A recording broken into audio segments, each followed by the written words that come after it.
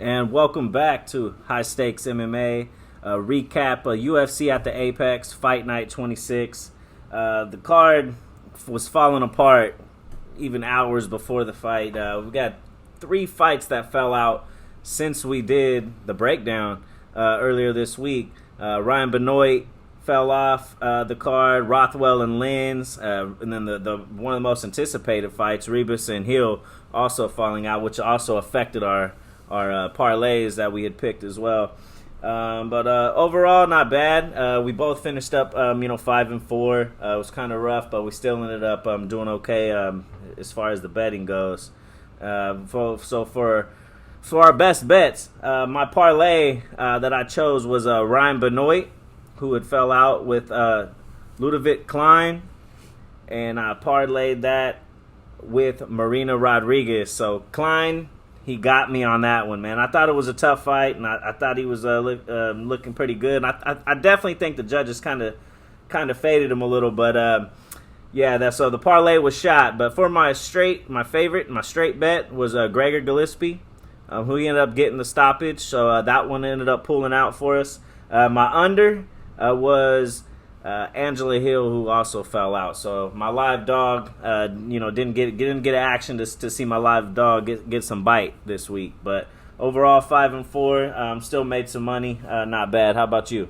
Yeah, it was a rough week all the way around since Thursday, starting with PFL. So yeah, not too happy about it. But yeah, man, as far as the card goes, it was pretty exciting. I enjoyed it myself. Some surprising comebacks, some surprising second wins from a few fighters. So, I enjoyed it overall. I'm definitely excited to get in next week. But just to break down the card, first fight with Aguilera and Harris, man, that was quick. I didn't expect Harris to come out there and make it that ugly that fast, and he did, man. He showed out that he's the real deal.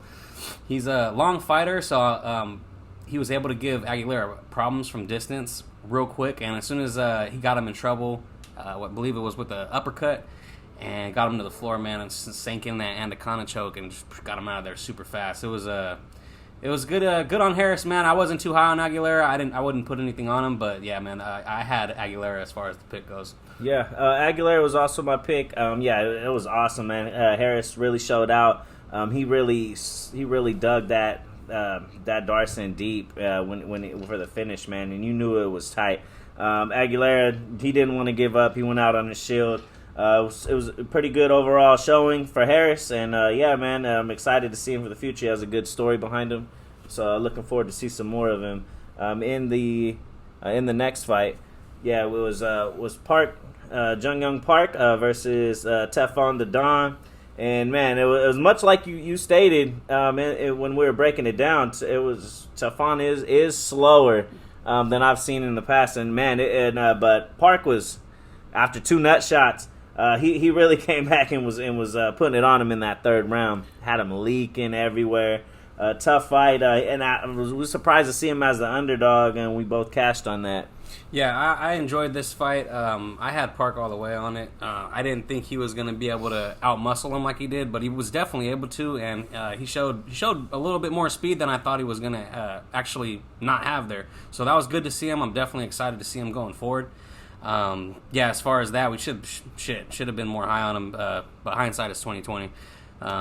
In the next fight, it was this one was a bummer, man. It was Klein versus Trezano, and I was really high on Klein on this one. And he came out, and he was definitely the smaller man. I did mention that I wanted to wait till weigh-ins to make a wager on it. Unfortunately, I did not catch the weigh-ins, and as soon as they got in the ring, you could see that Trezano had a big size advantage on him, man. The reach wasn't too bad, but you could tell that he was more imposing and walking Klein down, more or less stalking him the whole fight. Klein couldn't get off his usual combinations or his deadly head kick that he's been known to use and really capitalize on opponents with. And it was just a ugly fight, and Trezano was there, man. Klein did hit a few takedowns in there, and I felt like he won the first and the second round. Going to like the scorecards and whatnot, the judges, nobody basically scored it for him. It was kind of all over the place tonight on judging. So this wasn't one of those fights where you didn't want it to go to decisions, but unfortunately it did.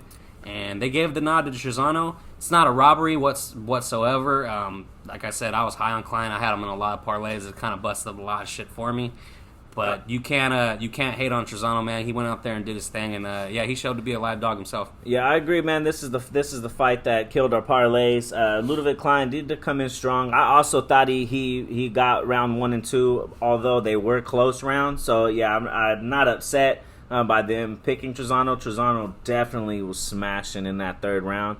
But the Slovakian did come in and did do some work in the first couple rounds, where I thought he did enough to win those, especially with the 4 takedowns I believe he had throughout the fight.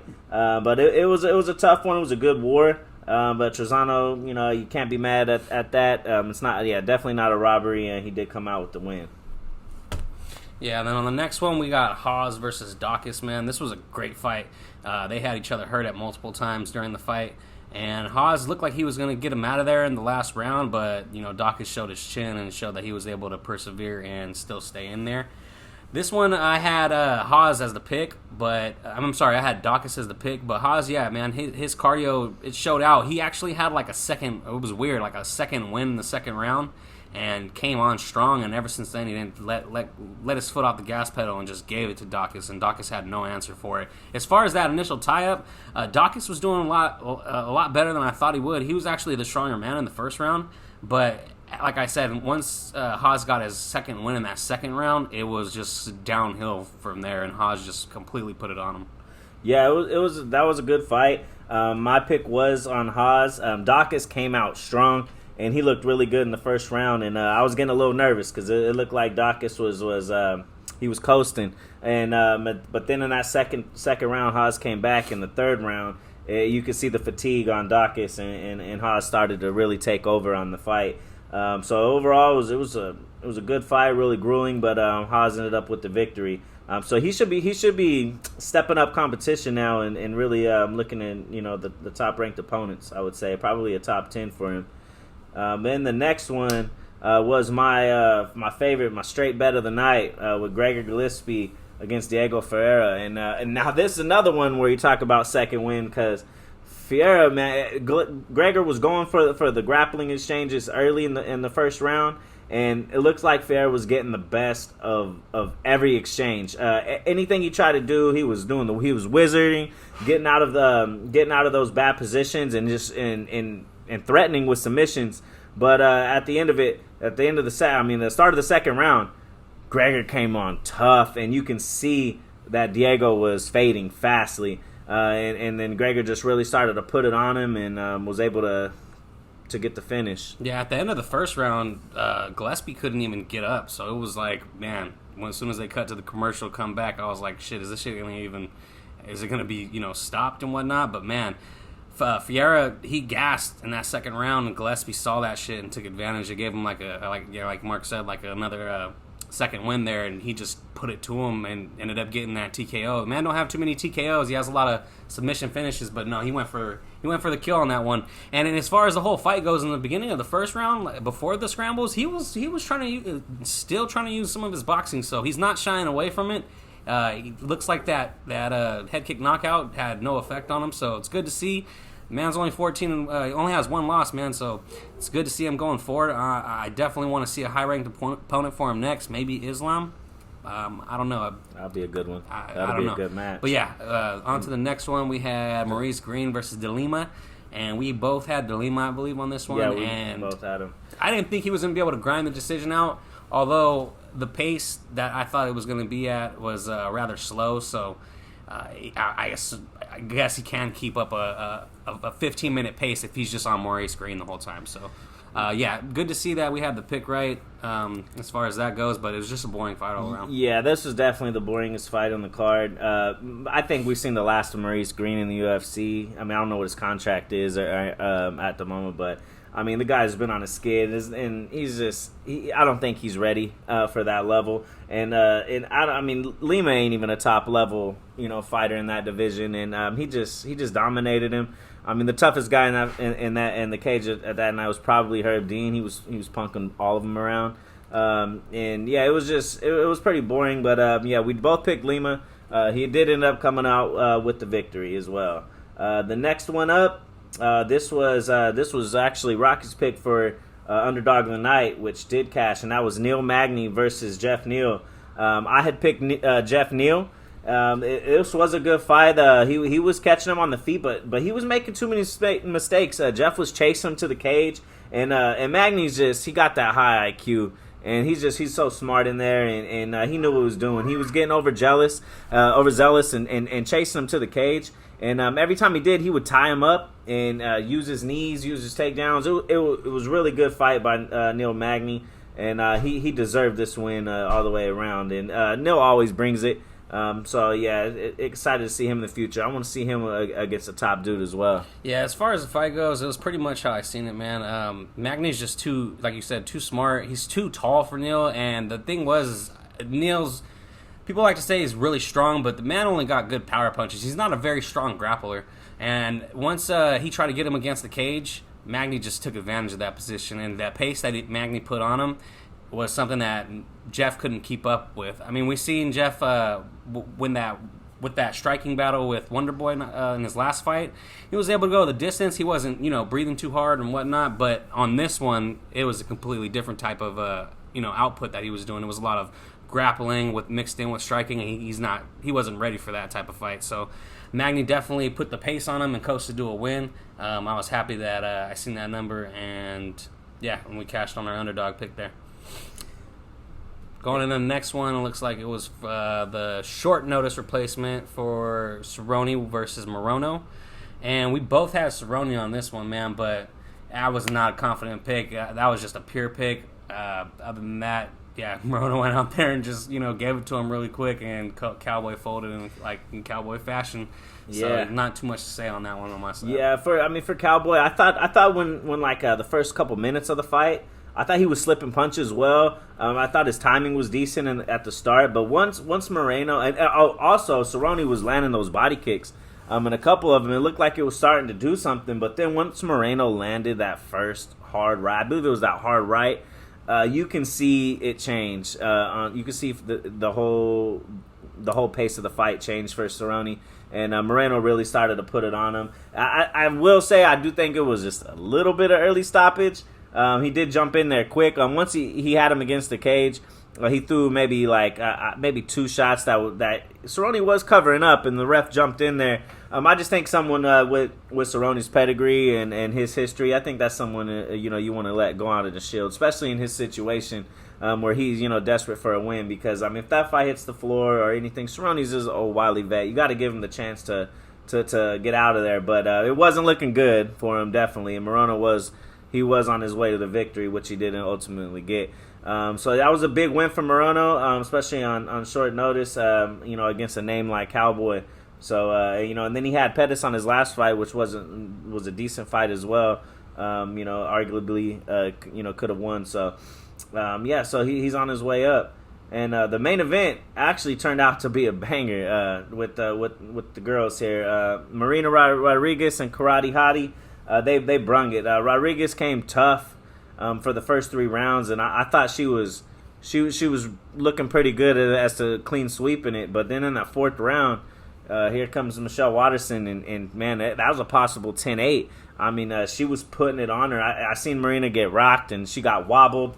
And then the 5th round came, and Marina just went right back to it. Man, she's such a good striker. But Karate Hottie, with her kicks and her speed, she just don't have enough power behind there to really hurt her, especially at 125.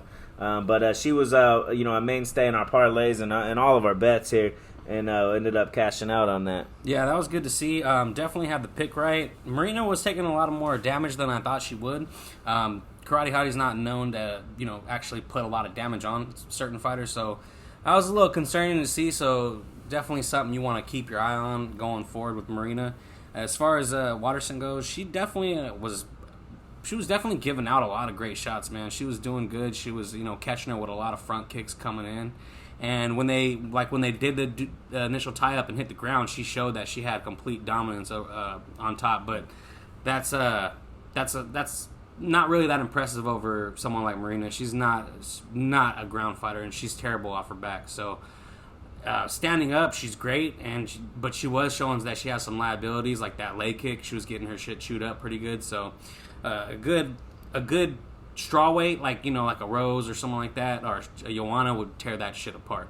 So that's just something to keep your eye on in the future. And then this being that it was at 125 instead of 115, definitely helped Marina. Definitely played favor, yeah. Yeah, it helped her early on, and maybe it helped Watterson when she was on top, but she was only on top for a round, so she didn't implement it hard enough. Other than that, it was a good fight, a good card, and overall, the bet, my parlay didn't cash. Obviously because of Klein, and we did have the under. I had the under on the Hill fight, which got canceled. So, and my straight bet, which was the under on the Hill fight. I'm sorry, the over on the Hill fight. So, yeah. Hopefully next week we'll have our parlays intact. Yeah. Hopefully, there's no more fights dropping off the card. We're sad that Nate Diaz is already off the fight, being Stockton boys ourselves. We was juiced for that, but we just got to wait a little bit longer to see him strangle Edwards. So overall, it was a good night for the UFC at the Apex once more.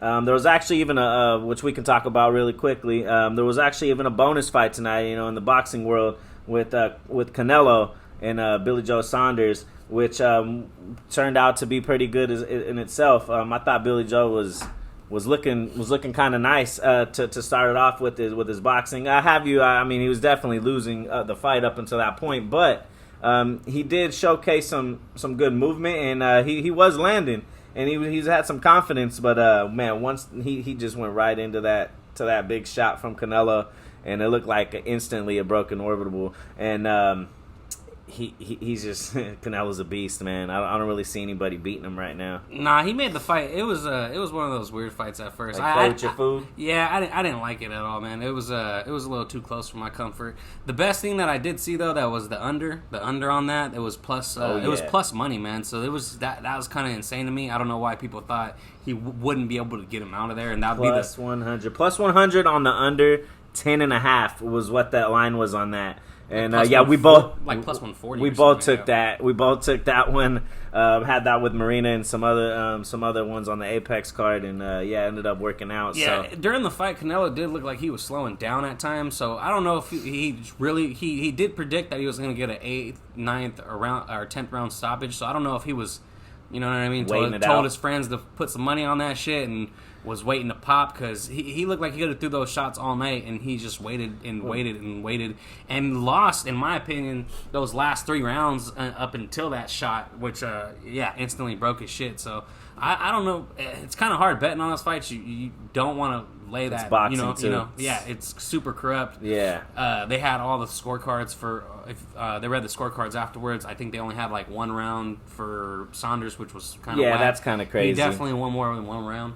But you're never going to win a decision in boxing like that. You'd have to definitely knock him out. So, Canelo did, good. Man, and he definitely needs to step it up and fight Caleb Plant now. So that'll be good. He didn't get all the belts, so yeah. He can't even hold all the belts anymore. He had all them belts, but it was awesome, man. It was also good to see all those people in the arena. I think they said it was like 73,000. I'm excited to see that back for the UFC fights, man. So we can get there ourselves, man. Back to it. Quick recap too on the Bellator card, man. That was a banger of a card, man. And Pettis came out and beat Archuleta, which was like a shocker of the week for me. I had Archuleta pretty high in my eyes, and I didn't think he was going to drop a decision to or any fight period to Pettis. And Pettis, especially being the smaller man. And Pettis came out there and was tagging him up and, having his eyes roll back with simple jabs. And I thought he was going to get him out of there, which is kind of crazy because, he went 25 minutes with Pitbull, Archuleta that is, and, he never showed any sign of weakness on the chin with punches at all. But, little old Sergio comes in here and started rocking him left and right. And it was really unexpected, and it started a snowball going into the week kind of bad. So definitely got to start doing some more digging in on the Bellator and the PFL before we start throwing more money down. And as far as other plays like Page definitely handled business and the under like we suggested. I do want to mention one thing on that Pettis fight. I mean, that was the best I've ever seen him fight. I think we've seen almost all of Pettis' fights, over his career, And that was really the most crisp I've seen him. I don't know if it was just he looked so good or Archuleta looked so bad. It looked like a mixture of both. Off night for Archuleta. But I don't want to take anything away from that guy because I've always been one to hate on the Pettis brothers, and he really impressed me there, and it was good to see that. So yeah, that was nice. And then also on that card, yeah, like you mentioned with the MVP, he just crushes people, man. Crushes noses, crushes heads. That guy's a finisher all the way. But yeah, like I said, it's time for him to. I mean, not saying Derek Anderson was because he, that's a tough dude, never been finished. But I'm tired of seeing him fighting Uber drivers, and I want to see him starting to step it up and fight like the big names and fight Lima again, or some of the top the only dudes. time he stepped it up in competition was when he fought in that tournament, in which he had to fight Lima at the end. And like I said in the pre-tape, man, he rocked Lima in that one. I just rewatched that fight too right after that knockout against Anderson, and man, like I said, he was rocking Lima. He had Lima on his back foot, but he made that mistake of trying to get up too close, thinking he was going to get out the way, and just ate that just quick uppercut and just got knocked out. I definitely want to see a rematch with him and Lima in the future, but there's still other fights out there, man, like Armaslav or whatever his name is. I can't pronounce it, but yeah, Lima's got a tough task on his hands with him already, so Armaslav. So once that happens, man, that's going to be good to see. So another one on that card was Rumble. Rumble came out. He got a little nervous there too. A little nervous moment for him where he got rocked, but he came back and landed that big one like he always does, and ended up coming out with the win. I believe he's fighting Nemkov next for the title. Yeah, that's going to be a tough fight for him. If he looks like he did against this youngster, I don't see it going too well for him. I feel like Nemkov would get him out of there.